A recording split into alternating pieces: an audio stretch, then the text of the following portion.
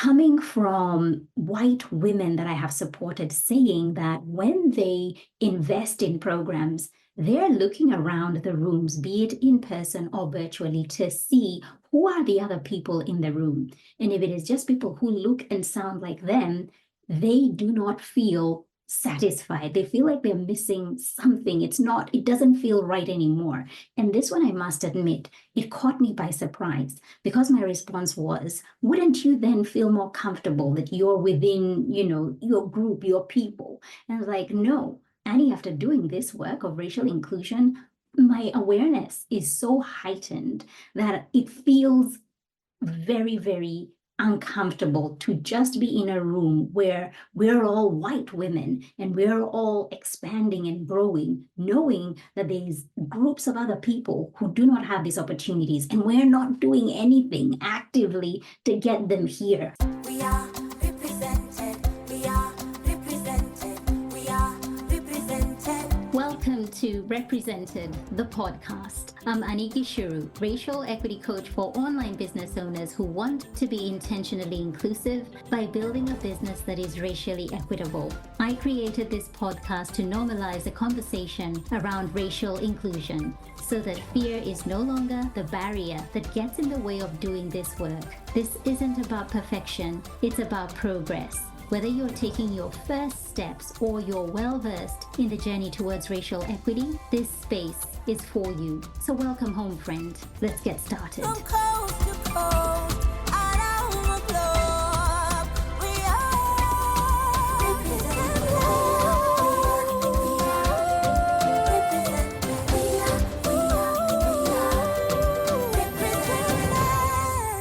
Hey, welcome back to another episode. And today we're talking all things predictions. And I love a good prediction episode because it allows you to kind of think about the future and how you can future-proof your life or your business if you can.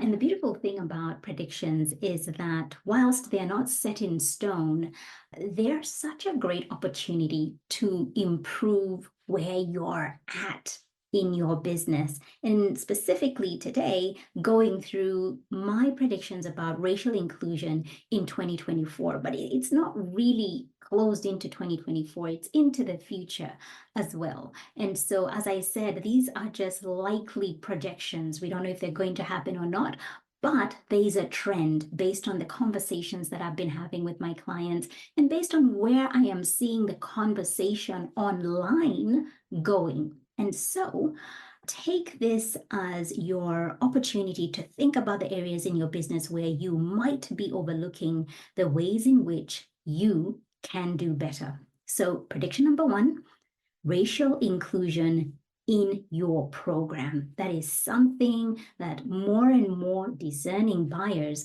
are going to be looking for. Does your program, whether it be a mastermind, whether it be a course, whether it be a group program, whether it be a membership, is there racial inclusion in your program? And let me explain this.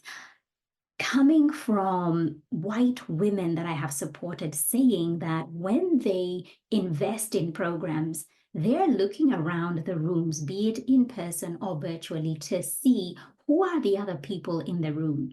And if it is just people who look and sound like them, they do not feel satisfied. They feel like they're missing something. It doesn't feel right anymore.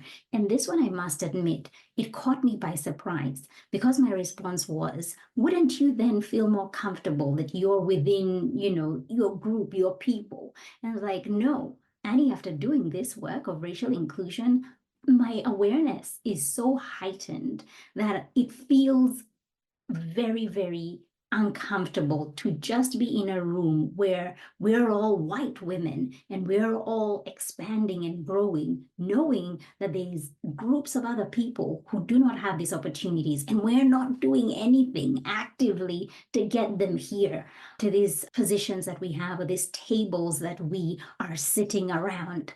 And that really surprised me because I thought it was just us. Speaking as a Black woman, a Black migrant woman, I thought that this was just a conversation that was happening within people of color communities. But because of those who have invested their time and their money to do racial inclusion work, these are the effects, so to speak, where you begin to notice certain things. You walk into a room and you notice, hey, we're all white here. What's the deal? What's going on? And impressing it upon the people who are the organizers and the people who are putting these programs together to know that we are looking to be in spaces where there are people who come from different backgrounds, because as much as I am paying for you to support me as, say, the host of the mastermind or the host of the group program or membership or whatever group program it might be, I also want to learn from the people who are around me and get that diversity of thought, which brings me nicely into prediction number 2. Buyers will be looking for diversity of thought and perspectives through the resources you share with them, be it in your group program or you who is maybe a one-to-one coach. They will be looking for that diversity of thought. What kind of resources are you sharing? What kind of extra things are you sharing with them to go and better themselves? So for example, you're a life coach and you're supporting your client to perhaps lose weight. Case in point, you share with them, okay, here are different resources that can help with your mindset. I recommend this video or I recommend this book. How are you sharing resources that don't only center one voice? Are you doing the work yourself so that the resources that you're advocating for, the resources that you're vouching for and sharing, coming from diverse perspectives and voices? And we're also going to see that increased need of the people that you're surrounding yourself with in your business. Are they people who come from racially diverse backgrounds in your support coaches, within your team, the people who are supporting you, and they may be client facing or even behind the scenes?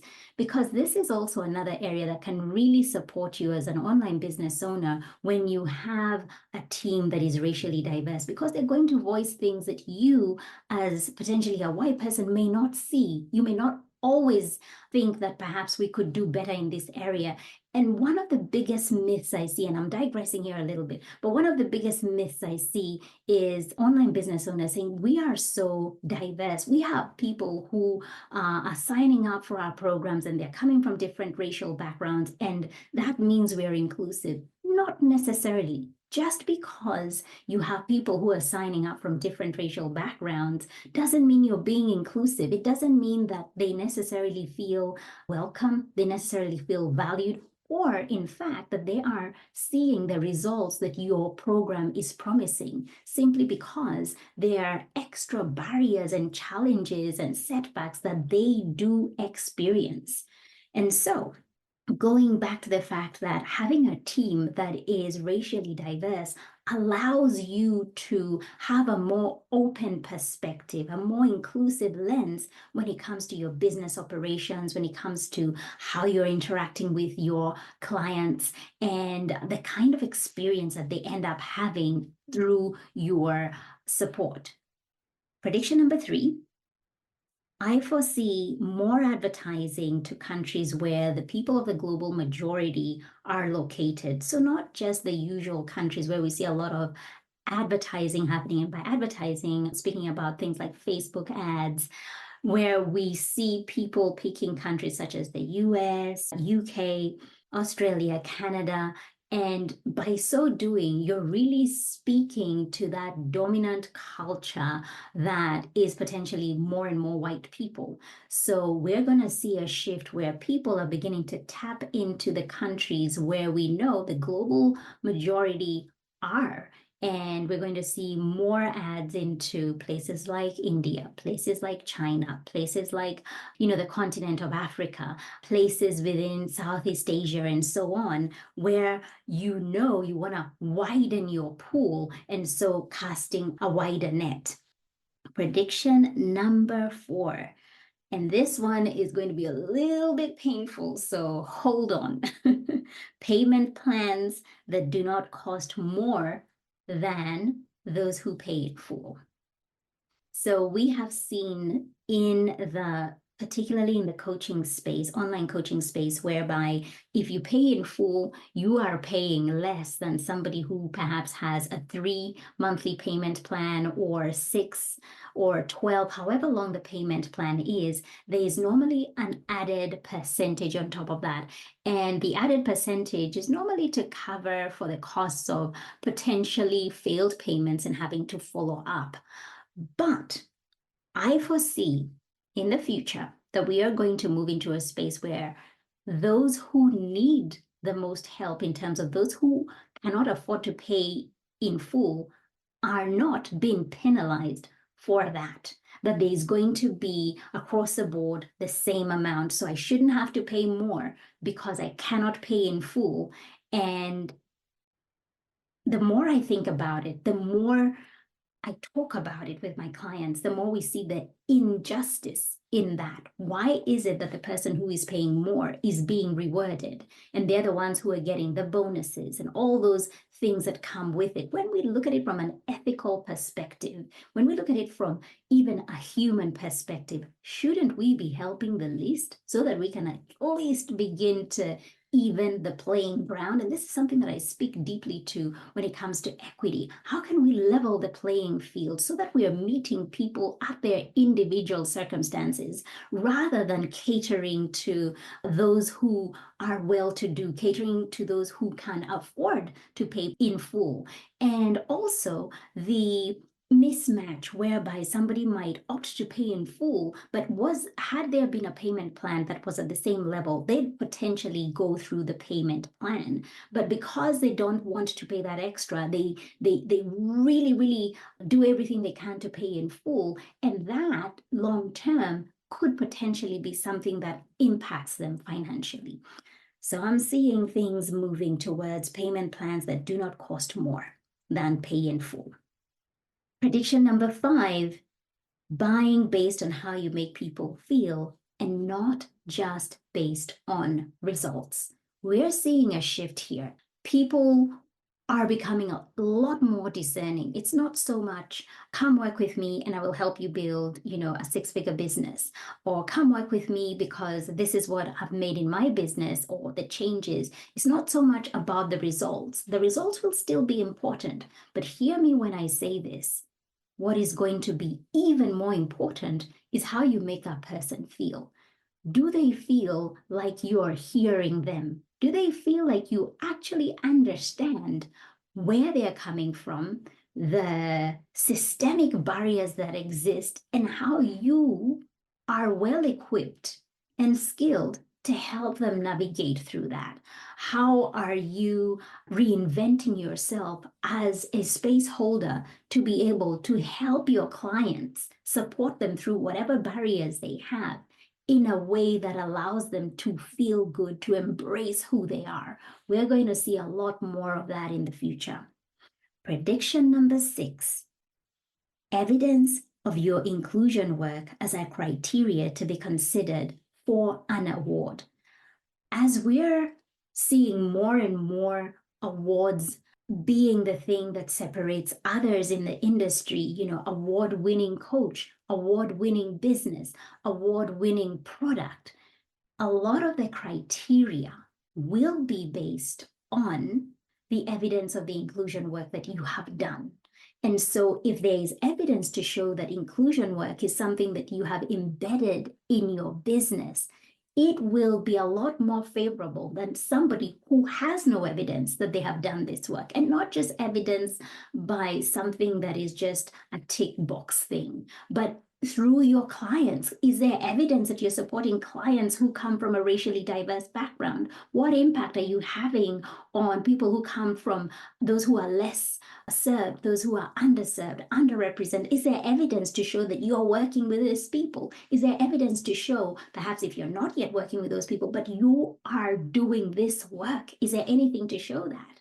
Because we're moving into a time where this is a criteria. And if you don't have that, you simply won't be considered as, one of those award-winning businesses. And whilst you're listening to this, you're going like, Annie, I don't aspire to be an award-winning business. Fair enough. But I just want you to understand that inclusion work is becoming more and more of a necessity. It's becoming more of an essential. It won't be about, oh, wow, that's a nice thing to have that, you're being inclusive. No more of that. It will be like, I want to understand your inclusion goals for 2024. I want to understand what your business is doing to be more inclusive. I'll give you an example of one of the students who was inside my program represented. They were looking to hire somebody to join their team. And one of the things the person asked was, what diversity, equity, and inclusion policies do you have at hand?